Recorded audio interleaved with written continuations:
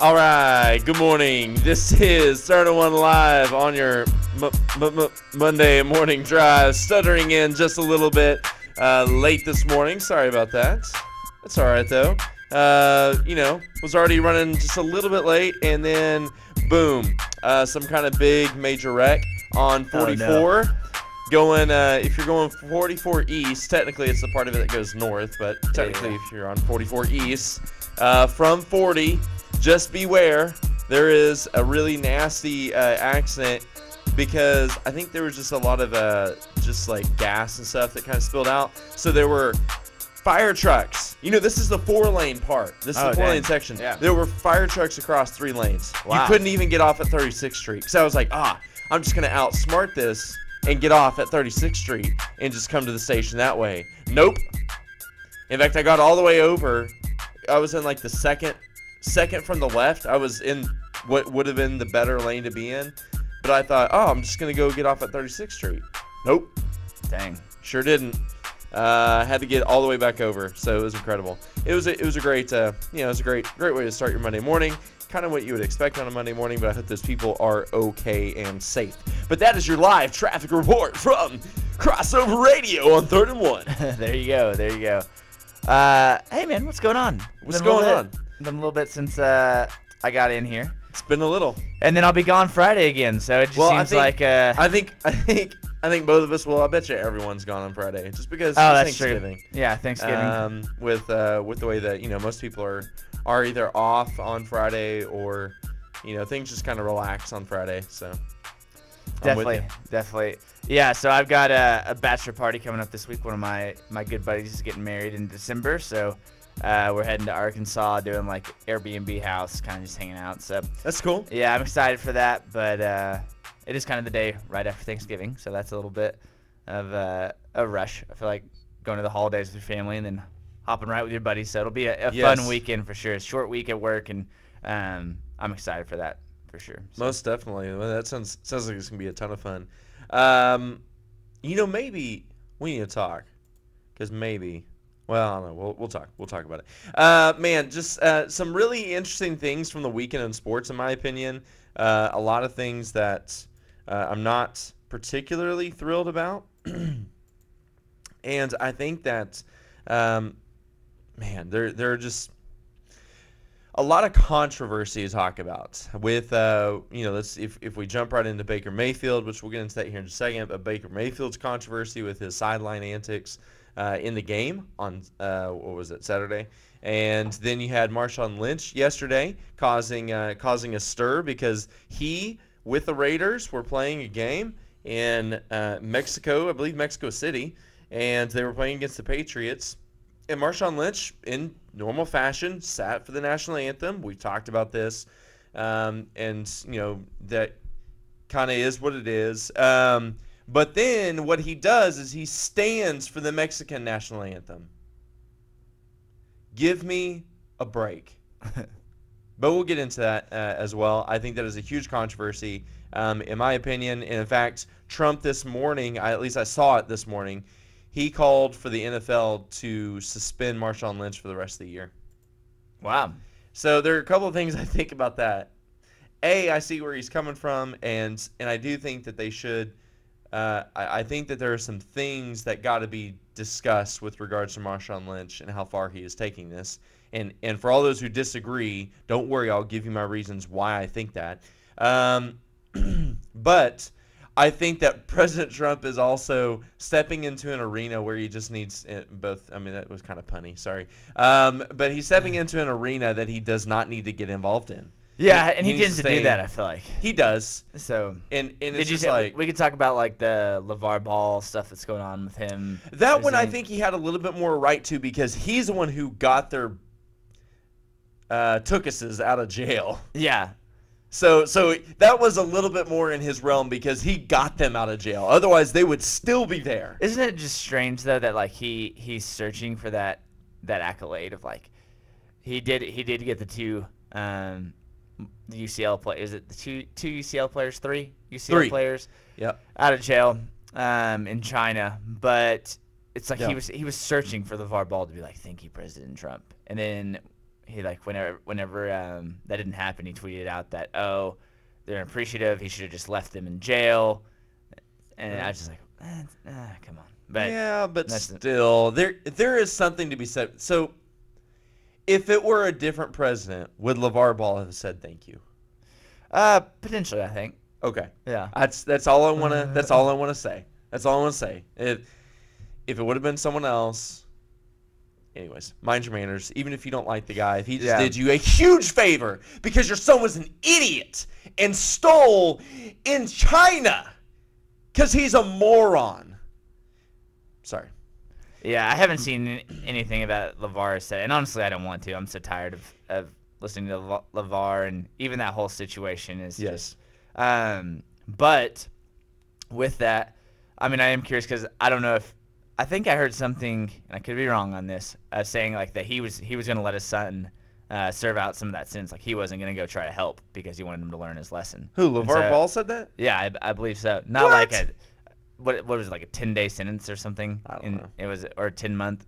But he thought his son should learn his lesson. So I don't know if that plays in the factor of like President Trump. I don't really need you to come in, but I'm just tired of the whole scenario. If it would have been LaMelo, would he have rushed to his aid? Oh, I think so. I feel like he favors LaMelo. I do too. And yeah. I think he Langelo's like definitely the I feel the bad black for sheep of LiAngelo. the family. I feel bad for LiAngelo. In that regard, I feel bad. Because I do feel like LaMelo is like LeVar's favorite. Because he didn't do any of this ridiculous homeschooling, quote homeschooling. Which, by the way, I don't know if you saw this on their Facebook page. They had this image of. It was like on Friday or so, or maybe it was like a week ago.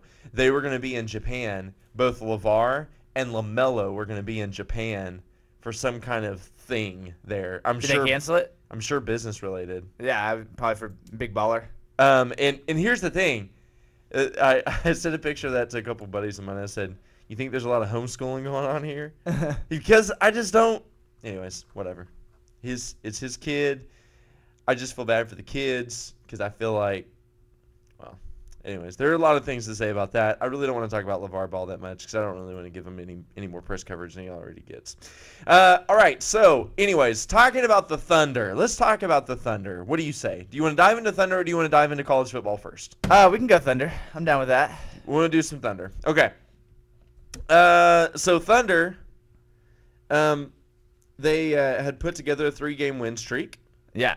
And some hope, but they're against some pretty poor teams. They were against Let's talk poor about teams. that too. Yeah, that's true. That's true. And they continue though against good teams to great teams to go up big, and I mean big. Boston. Yeah, you're they talking were up by 20 points. Yeah, yeah.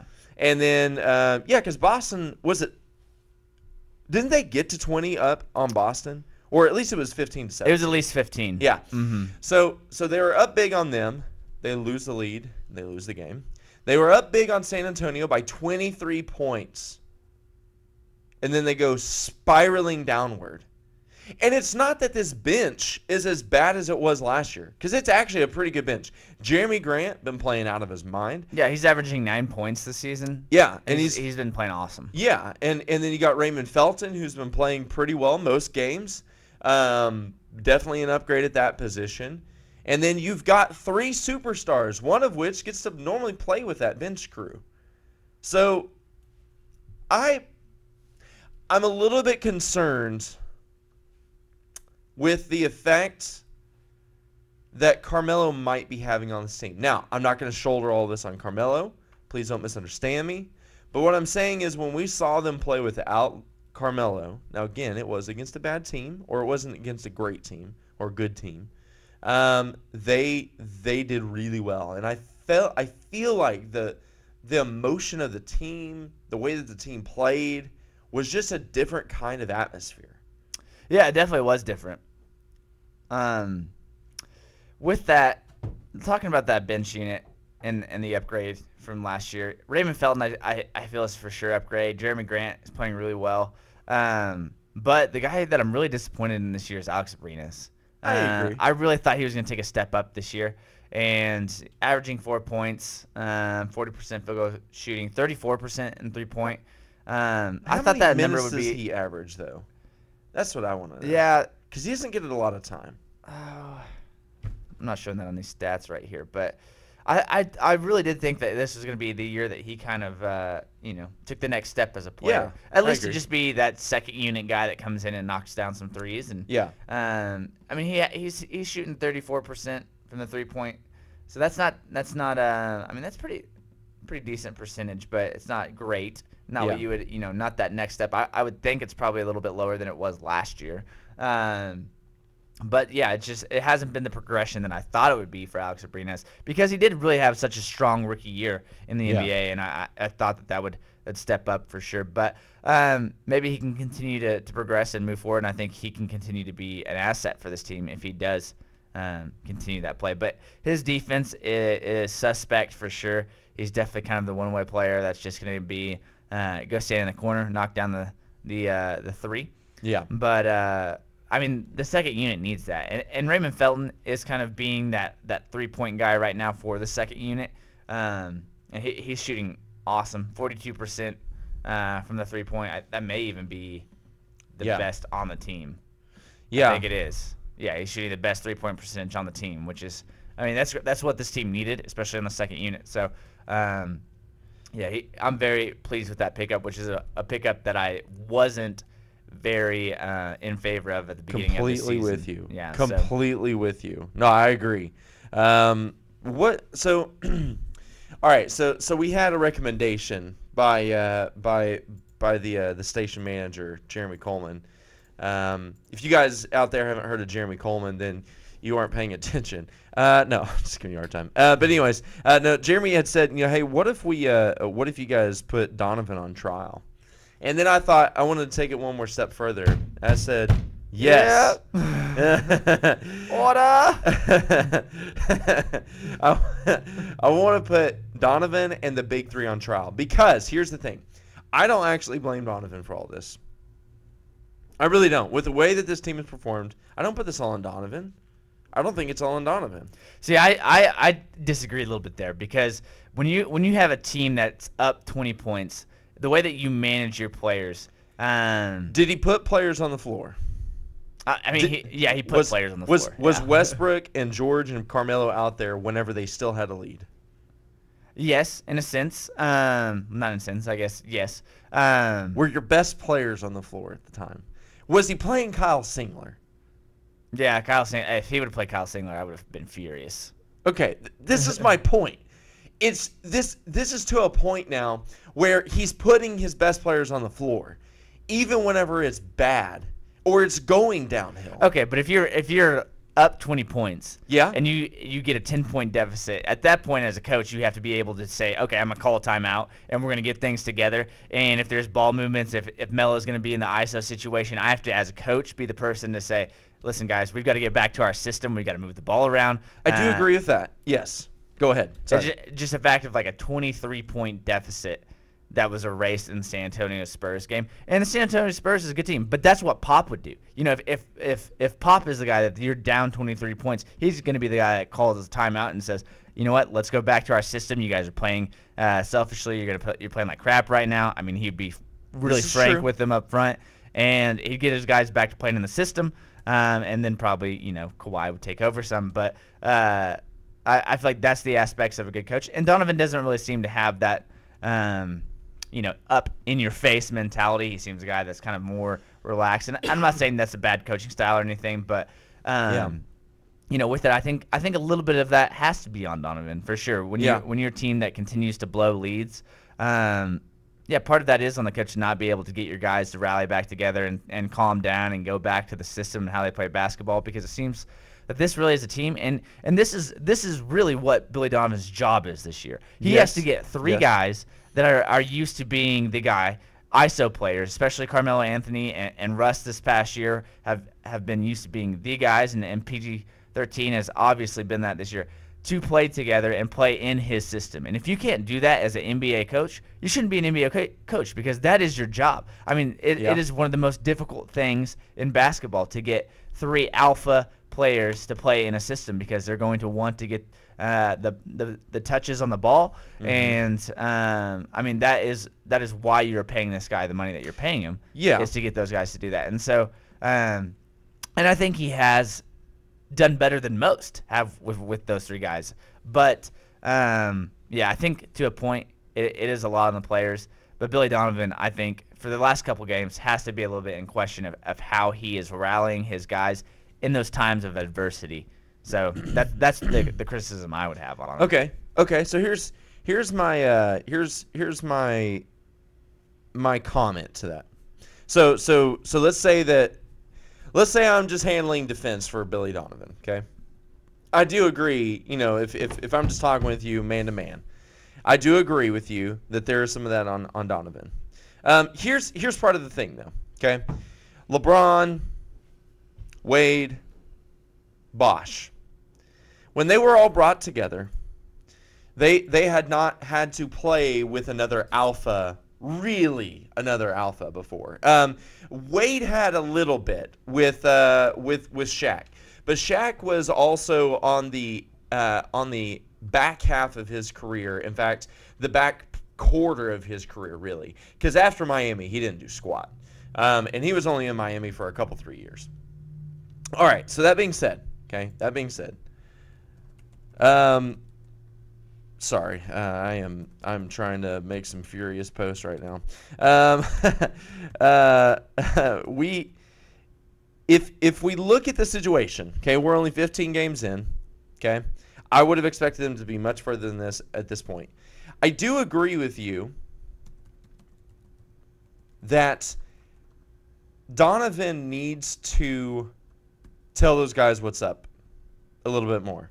And I feel like that probably did happen after they had that 4-game losing streak. And here's the thing too. They had just won 3 straight against some not as great teams. I get that. We want to see them win against good teams, and that needs to happen. Let's see what happens tonight, and let's see what happens against the Warriors. Like, Warriors is going to be the test. This is the team. The Warriors are the team that the Thunder were really built to beat. Now, should they have still beat the San Antonio Spurs? Yes. Definitively, yes. Should they have lost to some of the bad teams they lost to in the year? No, they should not have. I'm all with that. I got no problem. But I do think that this team is just going to take a while. Now, I'm not convinced of Donovan's full-on ability to be able to do what he's doing. But you know what? He's done this for years and years and years. Decades has he coached basketball. But has he done this specific thing? And this is what I'm saying. This is the hardest thing to do. If I'm on defense here for him, I'm saying, look, he has had top recruits who were alpha males at a lower high school level, but alpha males. That's still that same mentality. Guys who were the guys before they got to college. And he turned them into multi-championship teams. And so, yes, he has done this before. Guys who went on to play successfully in the NBA. So here's my thing with that. Give it a little bit. Just give it a little bit. I know that we're all like, hey, we've given it time. It's still 15 games in. They're doing some really bad things. I get it. I don't disagree. But what I am saying is you got to give him time. You got to give him time too, because for one, this is not all on him. This is also on those other guys being humble enough to submit. And as Christians, we got to look at that and say, yeah, I know that they may or may not be Christians. I'm not sure about all their faith. I'm really not. But bottom line, as Christians, we look at it and say, hey, they also got to be humble. They got to be teachable. And the thing is, if they're not teachable, there's a certain point where it's just kind of like you can only do so much. And I have still a really strong suspicion and concern that Carmelo may not be teachable. Maybe he is. Maybe he's not the one who's not teachable. Maybe it's George. Maybe it's Westbrook. But I feel like Melo may be the one who is not teachable in this situation, and it's just making it really tough. Because honestly, at this point, I'm really wondering if Anthony weren't starting, if this team would be a different team. Yeah, I think there's some interest in that. But, if we're going to do defensive Carmelo Anthony. Okay, here we go. Let's go off. Defensive Carmelo Anthony. Leading scorer on your team. One of the highest field goal percentages on your team. I think the highest of the big three. Let's check it out here. Yep. At least highest three-point percentage, highest field goal percentage. Okay, Paul George has a higher overall field goal percentage. Higher field goal percentage than Russ, but leading the big three in three-point percentage. Leading the big three in free throw percentage. So, as far as percentage use, he's doing well. Obviously, he's an ISO player sometimes, and that will hurt your system as well. There were multiple times in the game the other day where I watched him back up a guy. I'm talking about against San Antonio. Back up a guy when they were in a moment where they needed to play well and they needed to get some points, and he ISO'd guys and he wasn't making shots, and he did it like 2 or 3 times in a row, and I was like, is this the Carmelo show right now? Because George and Westbrook were on the floor as well. Yeah, and here's the weird thing to think though. With Carmelo Anthony's percentages, although it's not the best, it's sometimes better to have a Carmelo Anthony ISO shot than it is to have another player wide open. And that's a weird thing to wrap your mind around. Well, but it's bad for the system. Yes, it's bad for the system. I do agree with you. Sometimes that is necessary, and it is a better shot. However, it does stagnate your offense for future possessions, and when he's not hitting, it's the worst thing for your system, for everyone, for the entire team. It's good and bad. I've seen it on both sides this year with him. Where I'm like, hey, he's hitting, let him keep shooting. I don't care. But you're right. It does stagnate the offense. It makes it really, really bad. Because everyone's just like, I'm just going to stand around anyways. I mean, he's not going to pass it. Yeah. No, I definitely think there's some criticism for Carmelo Anthony in that regard as far as the ISO player. Because here's the deal. Yes, those are systems where, or situations where maybe that is statistically better because of his percentages, which are pretty great this season. I'm going to read them off. He's averaging 20.1 points per game, leads the team. Field goal percentage, 42.6, which is second on the big three. I think Raymond Felton's actually leading this team in field goal percentage. Yeah, he is. Oh, no, Steven Adams. I forgot. Steven Adams. I'm going to give him a wash just because he basically dunks every play. So, oh my gosh, he really does though. Can 66% field goal from your center. Yeah, can I say this though? Can I say this? If I'm saying anything to Carmelo's defense, in that San Antonio game, he had one of the better passes I've seen, and I mean this. Yeah. I've watched a lot of basketball. I don't know if you know which one I'm talking about, but it's one where he was doing his kind of post-up ISO thing, right? He's probably about 12, 15 feet from the basket.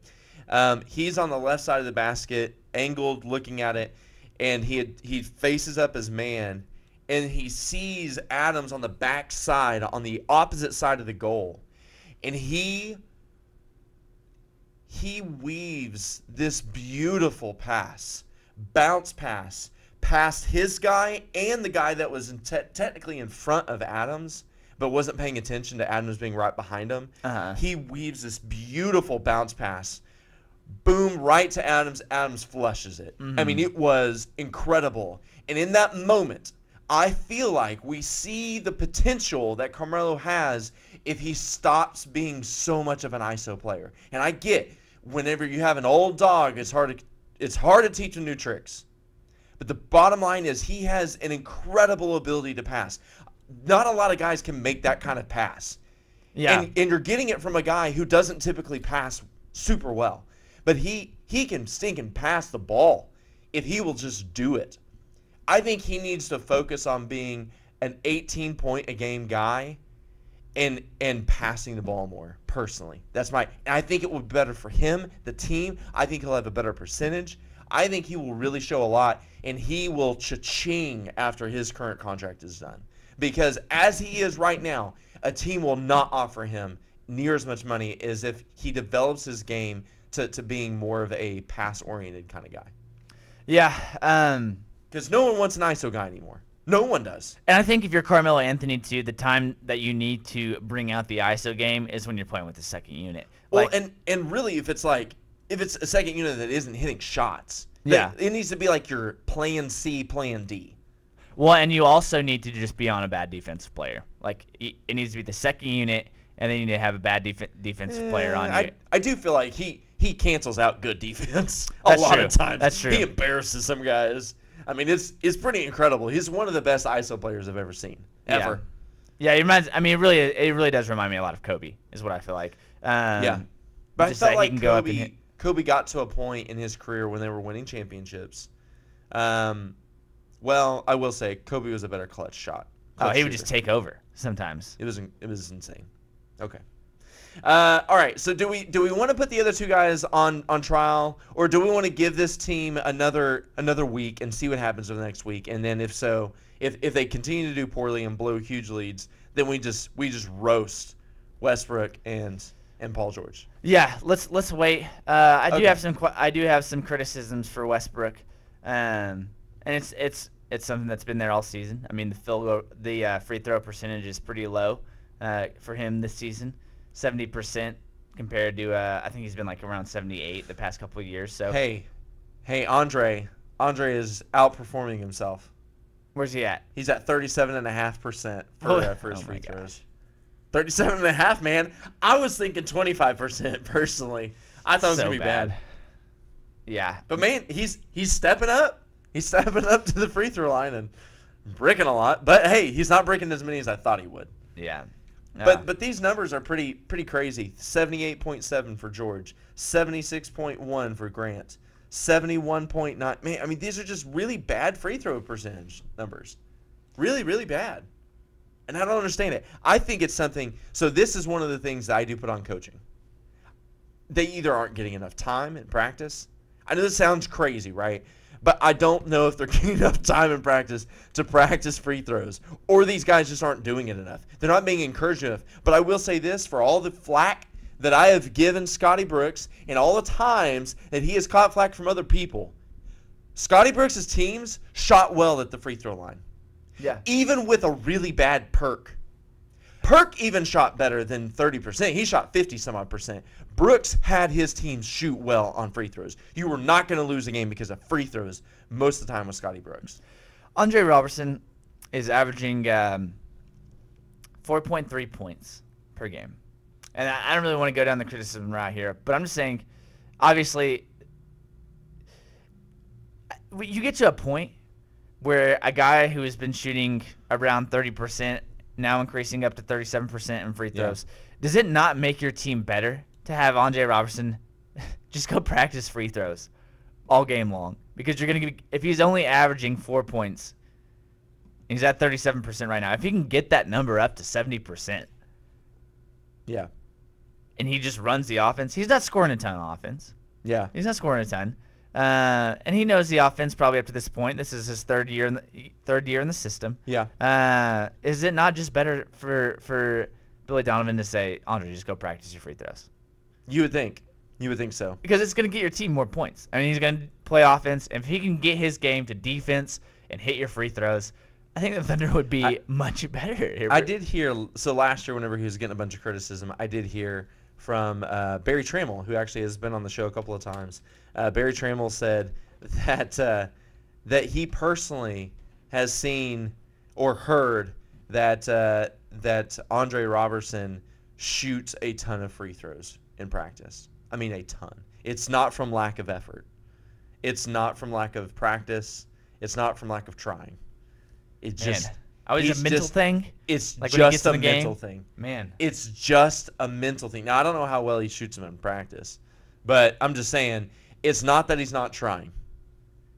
I think it's a mental thing. And that concern. So whenever I see guys like that, where they have a mental thing that sticks with them, because everyone runs through ruts, right? The best baseball players, the best hitters in baseball, all have streaks where it's just a bad streak. They can't get a hit, but then they wind up turning it back on. That's what concerns me about Robertson, though, is this has been a consistent issue for years, and he cannot get over it.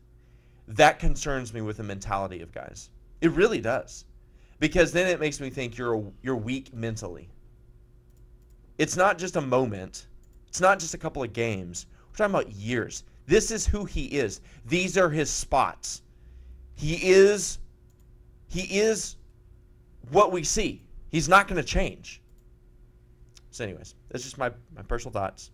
Just my personal thoughts here on 3rd and 1, live on your Monday morning drive. We're going to roll to a break real quick. When we come back, we're going to talk Baker Mayfield, that whole controversy. We know that you've been waiting for it. We're going to talk the Baker Mayfield controversy. We're also going to be talking some, we're going to be talking some Marshawn Lynch controversy as well. It is a day of controversies and heartache for our favorite people and teams. Although OU and OSU won, I think we can at least say that. That's OSU good. lost.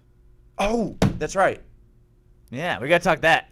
That's right. They barely lost. They almost came back, right? Yeah. It was a close game. To be honest, I didn't watch the game because I didn't care. It was like it's kind of. I was laughing at them losing to Kansas State. I thought they were going to come back. It was kind of like Bedlam, where they had a chance to go and win the game last drive in it, and just kind of sputtered out. Incredible, incredible. It's what you would expect from. We'll talk OSU. about that briefly. We'll give a little brief talk about it, but there's a couple more controversies. I feel like we'll have some more time on. So. Yeah. Okay. That sounds good. All right. We'll be right back after these short messages from our sponsors. City Life Community Church is the proud home of Crossover Radio. We are located at 6634 Northwest 36th Street, right here in the heart of Bethany. You can join us for worship at 11 a.m. each Sunday, and if you can't make it, you can hear us right here on Crossover Radio. You can also join us for worship and prayer each Wednesday at 6:30 p.m. City Life exists to glorify God by making disciples and doing good in Jesus' name. We are here for Bethany and for the Northwest Oklahoma City communities. We're excited about the opportunity to serve you and your family. Would your business, organization, or ministry like to connect with our listeners? Crossover Radio is seeking amazing like-minded partnerships to impact our community. Crossover Radio has cheap and affordable sponsorship packages available now. Call us at 405-494-0234 so we can help connect you with thousands of listeners every week right here on Crossover Radio. Again, that number is 405-494-0234. Call us today.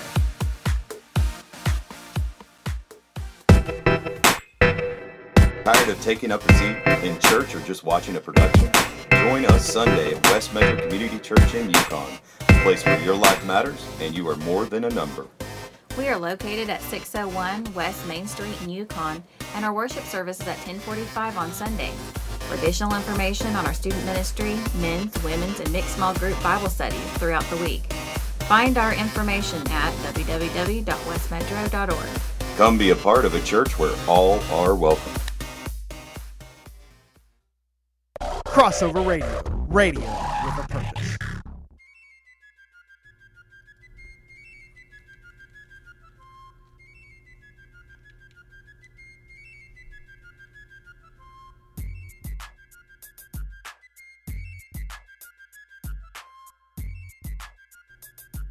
All right, this is 3rd and 1 live on your Monday morning drive. That's right. A little bit rough this morning. We're in it. That's okay. We're in it to win it. Wow. That was a crazy show. Anyways, man, we are talking all kinds of things. We just put the Thunder, at least Donovan and Carmelo, on trial just a second ago. So if you want to listen to that, you got to roll back the tape. We will actually try to make a separate clip of that for all of you who just want to hear that. We are going to talk the Baker Mayfield controversy, along with everything else that has happened in this weekend. That's right. We have so many different things that are controversial. The NFL continues to be super boring, and I just don't care about it as much as I used to. But that's what happens when you have a bunch of star players get hurt too. A lot of injuries this year for sure. Suspensions. And a lot of them seem to happen to my team. Yeah, there you go. My fantasy team. Yeah, your fantasy team did have a lot, and your team. I mean, yeah, the Packers had a lot of injuries. Your fantasy team, it was kind of a rough year for you, for sure. Yeah, and that's okay. You know, it is what it is. And but you know, I will say this too. So here's my thought. Okay, here's my thought. I'm okay on my fantasy team because I got Deshaun Watson and I got Odell, who are both on the IR. But I do keep having guys get hurt, and I keep running out of players. I had to start Nathan Peterman from the Bills yesterday. Oh. That's not good. So check this, right? I'm guessing you lost this week then. No. I won by 5 points. Actually, I was playing Jeremy. Jeremy's probably pretty hot about that one. Oh, that's how many points did he have, Peterman? -7. Oh, man. That's bad. He had 5 interceptions. Incredible. Yeah, it's so funny because the Bills benched Tyrod Taylor, and then he threw 5 interceptions. All right, well, Tyrod, come back in, and he played pretty well at the end of the game. So it's it was bad. I was not super pleased about that, but there's only so much you can do. But we'll see. We'll see what happens for the rest of the NFL and my fantasy football team. I'm just hoping I get to make it to the end of the year with enough people to start. Yeah. That's all I hope for. Like, hopefully my defense doesn't get hurt. Like, I know that's not really a thing, but with the way my luck has gone, I just expect for them to be like, Steelers defense or Chargers defense, you're on the IR this year. Sorry, you can't play. I just keep expecting that to happen. No, but it's been a crazy year. But you know what? You have a lot. I'm looking at your team right now. You have a lot of injuries. Yeah. Okay. So Kelvin Benjamin gets hurt pretty bad. It wouldn't surprise me if he's out for a while. John Ross is out. Wendell Smallwood is out. I've got Jacoby Brissett, who's questionable. I need him to play next week. He's been a really good. I have 4 quarterbacks right now, by the way. I don't know if you noticed that. Yeah, you got Garoppolo, Brissett, Watson, and then Peterman. Which Garoppolo is more of a future kind of deal. Yeah. So I'm hanging on to him. Brissett was I gotta have somebody, and Brissett is actually scoring pretty well. He's number 13 amongst quarterbacks this year. Is this a keeper league? I didn't know this. Yeah. Okay. Big time keeper league. Like as in you get to keep like 15, I think, or maybe 15 more. players? Yeah, we may actually wind up keeping 15. We're gonna do more of a dynasty type setup with it. Do you lose any picks or anything for any players you keep? No. Everyone's gonna have 5 picks. Okay. So you don't have to keep 15, but you're gonna be severely underhanded. Oh man. Or you're gonna go to the waiver wire. I kind of thought it was like I've been in a couple league. We'll talk about this really quick. I've been in a couple leagues where, and this is kind of I thought how this was gonna be set up, where if you keep someone, you lose the draft pick the year before. And so I was really pumped because I drafted Edelman in like the last round, 14th round. And so I was like, if I lose a pick for this, I'm losing a 13th round pick for Julian Edelman next year, which I feel like that's solid. So, but that's still a player I would keep regardless. Yeah. But that's kind of, if I would have thought about it, I probably would just picked him off waiver wires or something after the draft. But yeah, so that's an interesting thing. I like this because what I love about dynasty leagues is that it really makes you pick rookies, a lot of rookies, honestly, which is fun. So it's really what the draft is in the NFL. That's actually what made me pick Deshaun Watson. I would not have drafted Deshaun Watson probably otherwise. Mm-hmm. I mean, I thought he had some potential. Yeah. But I didn't know that he was going to play like the first week of this year, which he came in the middle of the first game. Yeah, lit it up. Did great. So. And it's been really, really incredible. That's the same reason why I was willing to do part of a trade with station manager Coleman in taking John Ross and Wendell Smallwood for that matter. But I thought Wendell Smallwood was going to wind up really stepping up, but then they went and traded for Jay Ajayi. So you're starting to look to the future now. That's what I'm hearing. I see what you're saying. Yeah, and that's what I was starting to do because I was like, man, I got a bunch of old players. I had Adrian Peterson who had just been traded to the Cardinals, had a really good week, and I was really wanting some more future. And I thought, man, my quarterback's hurt. Or no, I think I had only lost. Who had I lost? No, I think I had lost Deshaun Watson by that point. And so he and I were talking, and I said, man, I'm focusing on the future now. But I've actually been winning since that point. So right now, the projected playoffs, right now, I'm in. Oh, nice. Projected playoffs, I'm in right now.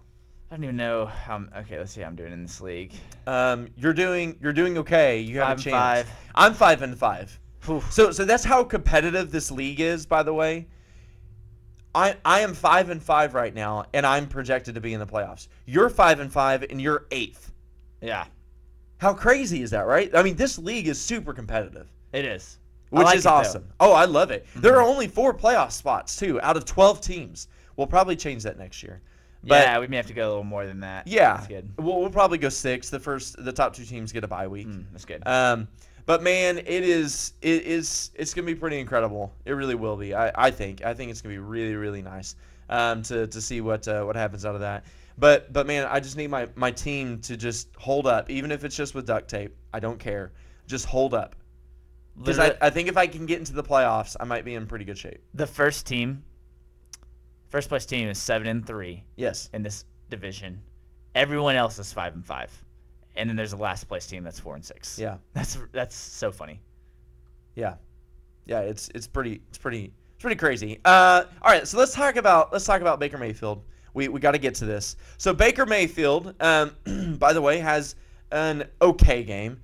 Not great, but he still wound up with almost 300 yards, 3 touchdowns. Not bad. Not terrible. No interceptions. It was against Kansas. And really, I mean, it was more of a defensive game anyways, but he should have lit them up. All right, so let's talk about what happened in the game, okay? Everyone wants to talk about what he did on the sideline. We're going to get to that. Let's talk about what the whole game had in store, okay? It starts at the coin flip.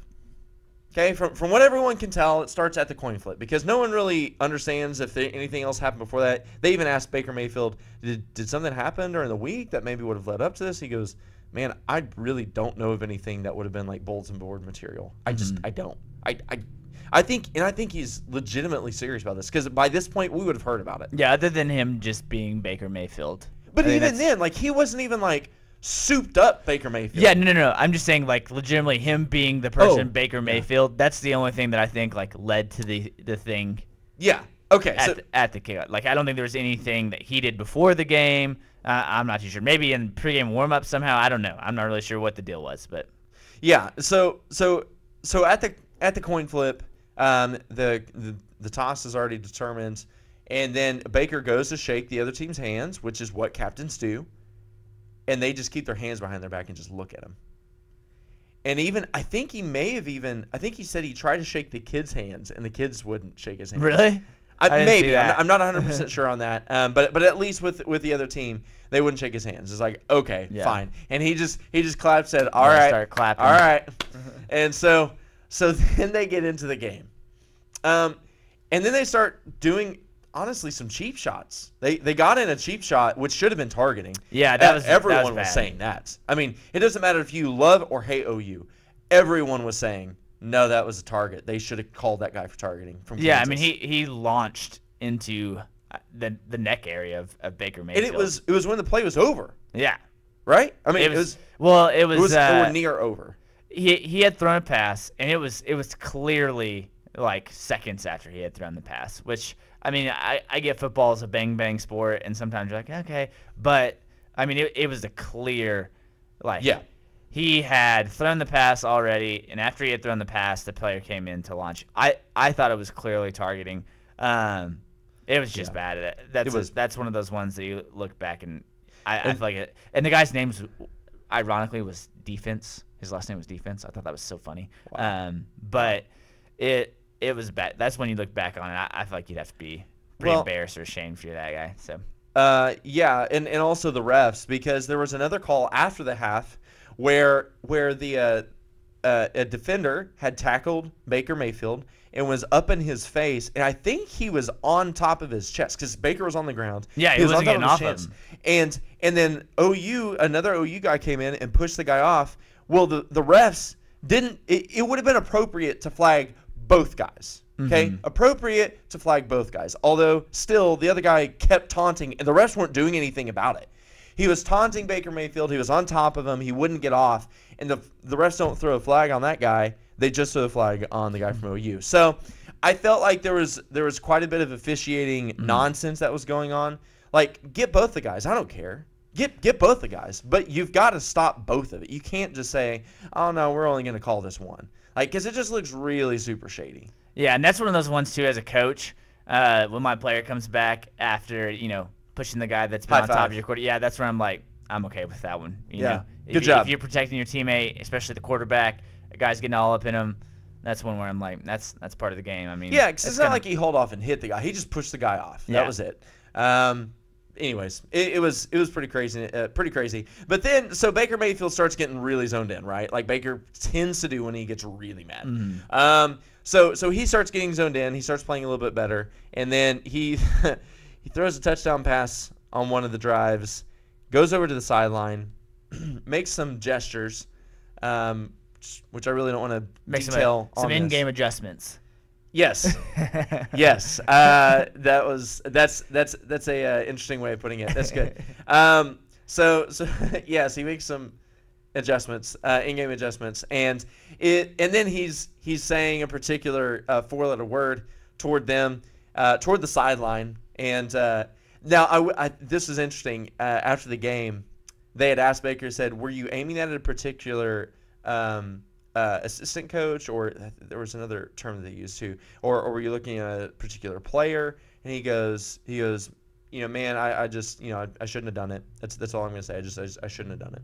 I shouldn't have done it. And he just kept saying that, which makes me think that it was toward a particular person or two. I really do. I do think it was also toward the team, but it was toward a particular person or two, is what it felt like. But anyways, he does that, and after the game. And since then, that's all that has been talked about. Yeah. And so, Dustin, you were in competitive sports in high school. Yeah. I was too for a little bit, and I'm whenever I get into a competition, I'm very competitive, and I tend to get really riled up. Now, I'm not saying I get Baker Mayfield riled up, but I get pretty riled up.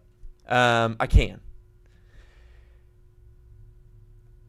I just want to say, can I basically present a coin to you where I'm giving you both sides? Yeah.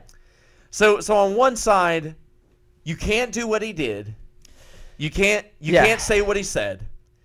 But on the other hand, I understand when you're in a really competitive game, you got juices flowing, you get really upset, and you tend to not make good decisions. And I recognize it's not a good decision. Yeah, let's just start it off here. Okay, go ahead. Let's start it off here. I think this is what everyone needs to hear with this scenario. Okay. What Baker Mayfield did was inappropriate. It obviously. was completely. That's what you need to hear.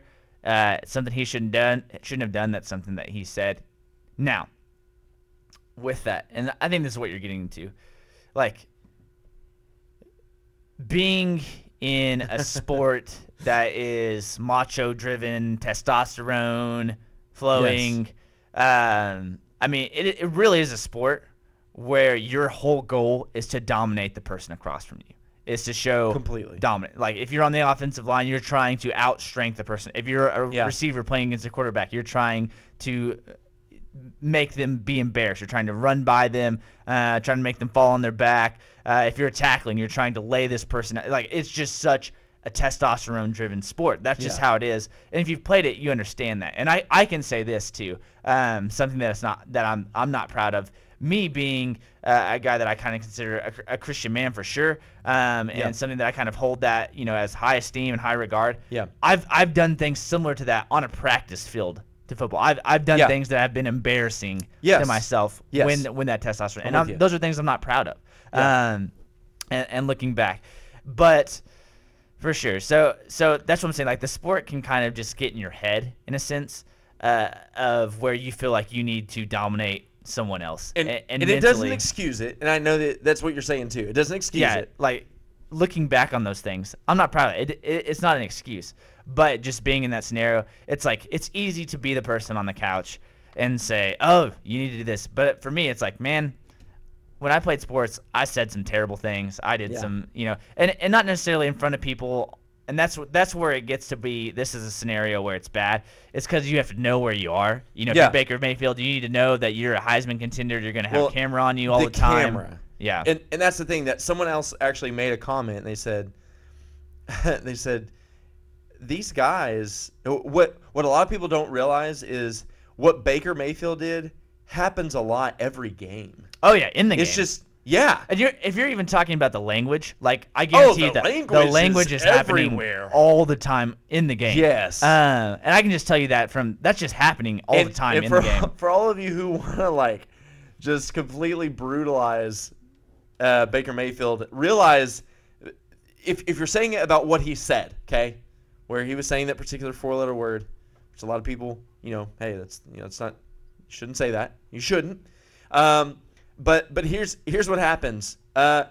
In the Thunder games, the same Thunder team that you probably follow and really support, those words get said all the time. Oh yeah, every time Carmel gets a rebound, right? Yes, yes. There was a whole story about it. That's a different thing than that, than specifically going directing it towards someone. Yeah, but they do direct it toward each other on the basketball court. I'm just saying. Yes. I'm just saying it happens all the time. And for everyone who loved Kevin Durant, he was bad about it too. Yeah. I mean, there was a lot of people who'd be like, "Man, I don't think your mom is happy with how you're." And if you think these things don't happen in sports, I'll just challenge you: go watch a church basketball league and watch some of the things that happen in a church basketball league. And there's a reason why churches have to say, "Hey, no cursing, no inappropriate language, no blah blah blah blah blah." I mean, it's because it's a difficult thing at times. And I'm not saying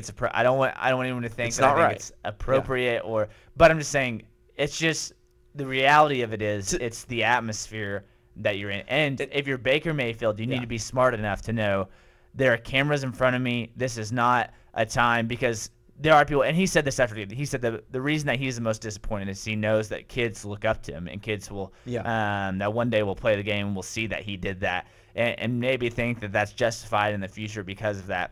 And so he was really disappointed in himself. And I think you can be disappointed that he did that on national television. Yeah. But in my opinion, it's almost in that sense as a Christian man. I'm looking at Baker Mayfield, and here's a guy that has never tried to say that he has like a sense of moral compass going on. Yeah. He doesn't really, he's not Trevor Knight out there. Yeah. He's saying that he's like this big Christian guy. And so for me, it's like, what standard do I need to hold Baker Mayfield to? For me, it's, as a Christian man, I probably need to be thinking first scenario of looking back onto my past, and be like, man, there's things I've done that's not, I'm not very proud of. But Baker Mayfield, he's never really held himself to that standard, and so with that, in a sense of morality of this, of what's right or wrong, I don't know. Here's the bottom line for me: it's not right, but none of it's right. And what I mean by that is, it's not right when anyone does it, and to me, it's a little hypocritical, or maybe a lot of hypocritical. I think that's the main point. For people to just, because they have some kind of bent or bias against Baker or OU, to say, oh, this is the worst thing. He should not have done this. This is terrible. He doesn't need to even be able to play. He should be suspended. He shouldn't win the Heisman. Sorry, go look at a lot of the past Heismans. I'm sure there's a lot of things that he really you would doesn't not fit like. in with Johnny Manziel, Jameis Winston, and Cam O.J. Newton? Simpson, and Cam Newton? Yeah. I mean, it's just like, just don't be hypocritical about it, okay? If you're going to say it, then you need to recognize that it happens all the time and just say, hey, none of it's right. This, maybe you want to say, hey, this is an example of why we should not do this. One of the comical things that I saw was Greg McElroy was one of the announcers that was kind of really bashing Baker Mayfield during the game. And then I saw someone pull up on social media like pictures of him when he played quarterback, like flipping off the crowd, and I was like, oh. So that's what I'm saying. Like, there are just things that you do that are inappropriate. People get under your skin when you're in those scenarios of people that absolutely just get under your skin. Sometimes you make some poor decisions, and those aren't right decisions. But before you're kind of the one to like cast the first stone at people, I think you should just think about like, have you been in those situations before? What are some things that you have done, and just realize that we're all human. We all make mistakes. And now should he be held to a higher standard? Yeah, I think he really should be. He's quarterback for the University of Oklahoma. He's gonna potentially win the Heisman. So with that, he needs to realize that he needs to play smart, and it's kind of a thing that he needs to learn how to play with in the future of his NFL career, of how to kind of tame that fire that he plays with and the passion. But And I think he's going to get some criticism, and rightfully so. If you're, rightfully an so. opposing fan base, you can say, that was inappropriate. You shouldn't have done that. Yep. He knows that, and you have every right to do so. But before just, let's be logical here before we're thinking. He doesn't need to win the Heisman, doesn't need to, he needs to have some type of suspension by the NCAA. If that's the case, then they're going to need to start cracking down on a lot more things because – like we've said, these type of things just happen on a football field, practice field, basically every program, everywhere you go. You could probably go to OBU and see some of these things on a practice field. It's just, and that's the sad thing about it. So, and the other thing for me is also, if anything, he should have been suspended for the incident that happened over the summer. Whenever being drunk in public, obviously breaking the law, right? And not something to take lightly. He wasn't drinking and driving. Maybe he would have. We don't know. But he wasn't. He was not driving a car, which is good. It's a lesser evil. But whenever he ran from the cops, there's legal implications. Yes, that is when it's kind of like he maybe should have. Even though he was inebriated, I get it. He was not thinking straight. But that's when you kind of got to go, maybe he should be suspended for a game. I can understand not doing that one because it's like first offense with anything with a loss, sure. But I'm with you. If there was a time. If there was a time, for sure. But we're talking about him doing something. Anyways, I think we've said all that can really be said about it. I think it's just one of those things where it was wrong. He needs to be criticized for it, but don't make him out to be this super villain that no one else does what he did. You know what's funny too is like I wonder what the picture looked like on the Kansas sideline as he was doing that. Were they just sitting there and smiling and laughing, or were there also some inappropriate gestures that were being made on that sideline? And since he's Baker Mayfield and the camera was on him, that's just the thing too. And the camera stayed on him. Yeah, I think there's also some network responsibility that has to go on there. I'm not saying that he doesn't need to be called out for it. Please don't mistake what I'm saying. What I'm saying is I was surprised that the network camera stayed on him the entire time. Yeah, the camera actually the station ESPN needs to be criticized for this. Can we also say that? Like if I'm someone who has let's say I had a daughter that was watching. A young daughter. For one, yes, not good for Baker to do that. And we said that. Should not have done it.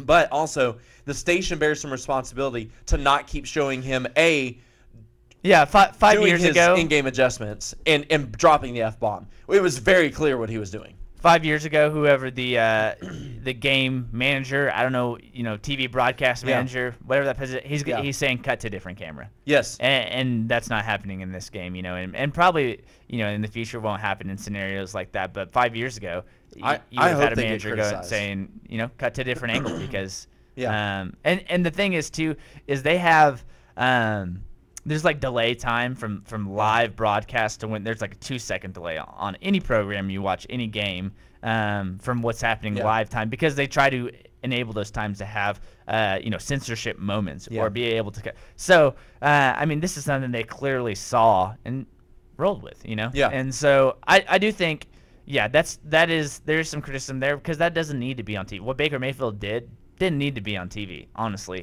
If there are children watching. So as soon as they saw him do what he did, they should have been like, nope, cut away. Yeah. In fact, I think they saw him doing not it even just of like protection of Baker. That's not what we're talking. Like for children that are watching football. No, I completely agree. Young middle school students that are that are OU football fans or Kansas football fans watching the game. That's something that I think they just shouldn't have saw. Yeah, and whether I have a daughter or a son that's watching, I do not want them seeing that. I just don't. I want them seeing that.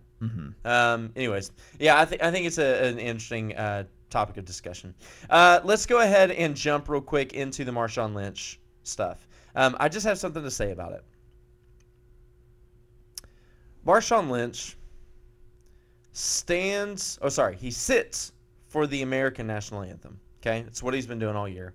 And it's what a lot of people have been doing, or kneeling, things like that. Okay, there are some legitimate points to be made for that, and I don't disagree with with all those points. Now, I think there are some points to disagree with, but overall, I see what's happening and what they're trying to do and communicate. Okay.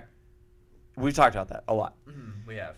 So, but he took it a step further and a step too far whenever he sits for the American national anthem and stands for the Mexican national anthem. So you're telling me that while this is not a perfect nation, is definitely an imperfect nation with a lot of flaws, I get it.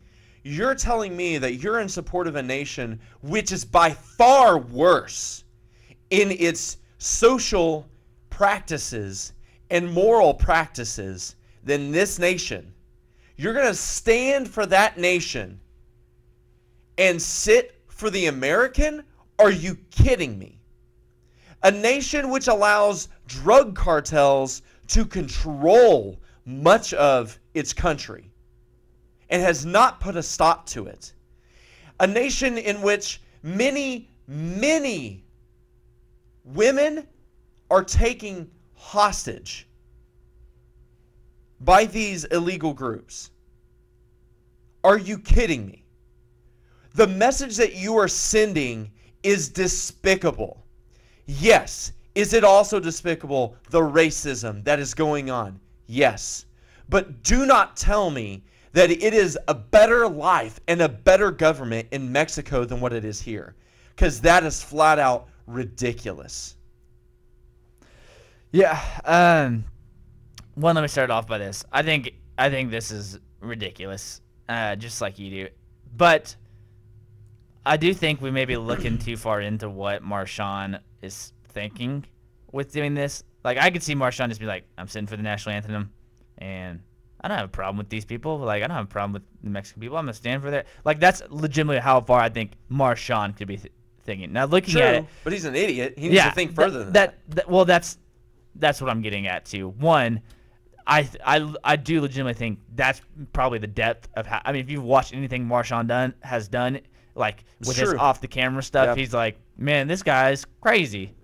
Yeah. Why are you crazy? Or like, well, this guy's cool. I like him. Like, that's just kind of how he just has an interesting mindset. I mean, it is weird. But now with that, it is absolutely ridiculous. And I'm with you because where's your point? Like, the whole thing of protesting, in my opinion, that there needs to be a point. And so with that, you're right, because if you're going to point out a problem in one country that probably has some of the same problems in Mexico, and not even counting all of the different problems that Mexico has as a country, you can't be the person saying, well, I'm going to go ahead and stand for that one. But I do think I will say this.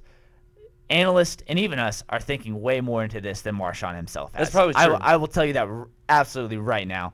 But it is still ridiculous, and that is something that Marshawn needs to learn. He needs to learn that. Yeah. So, and I've talked about, understanding the sit-down protest at length on this channel, and so I think even with that, like trying to understand different sides and viewpoints, I do think that move was pretty ridiculous and pretty just.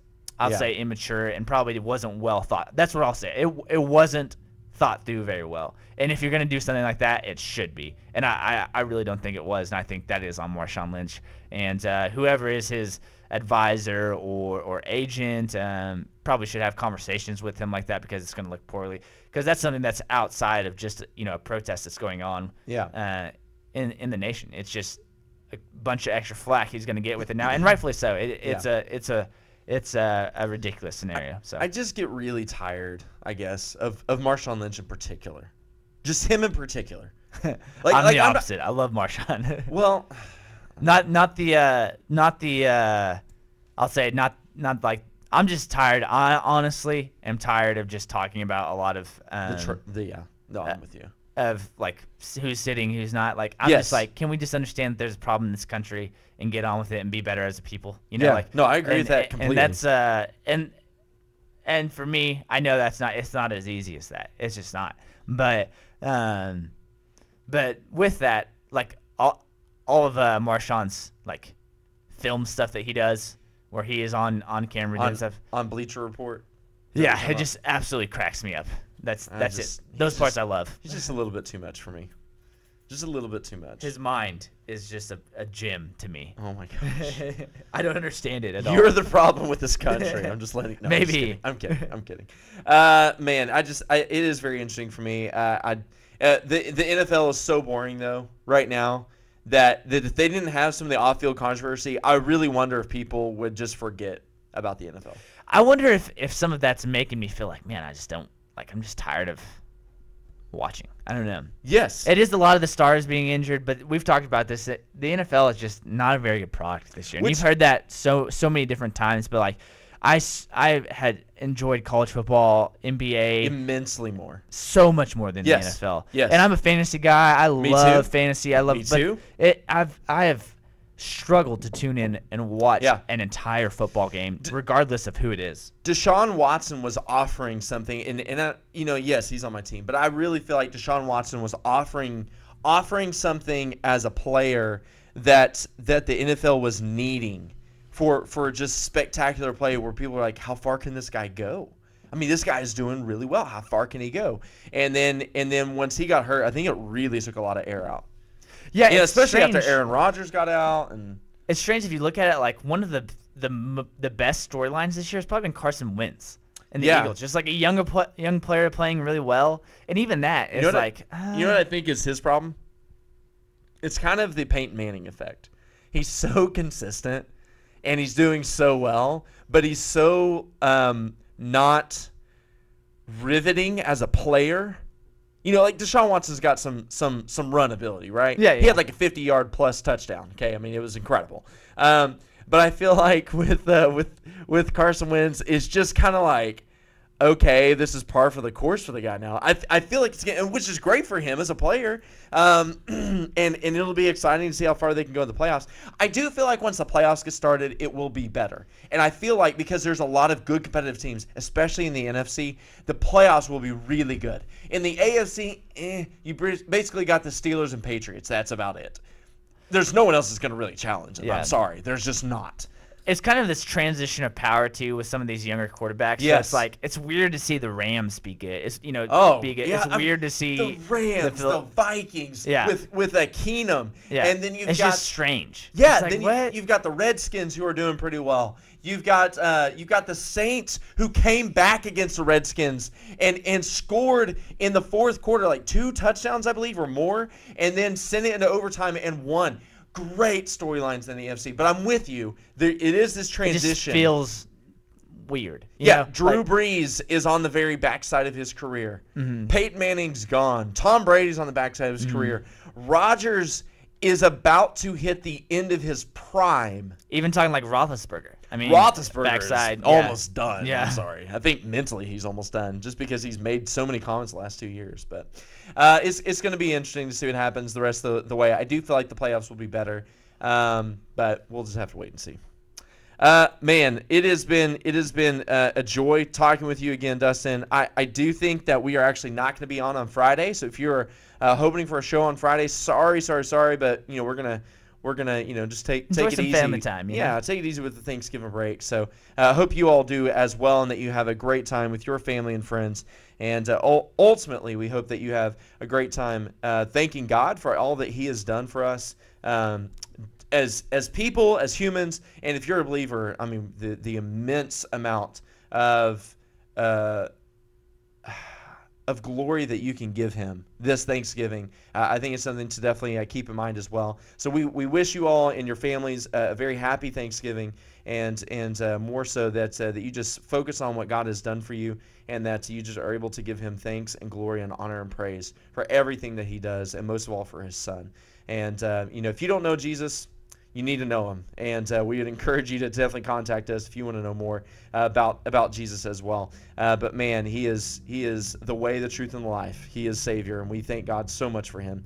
But man, hey, Dustin, it has been an absolute joy and pleasure. If nothing else, I will see you next Monday. There we go, man. Have a great Thanksgiving, you guys, and Evan, you as well, and a good weekend. So. All right, you too, Dustin. All right, we'll see y'all later. All right, peace.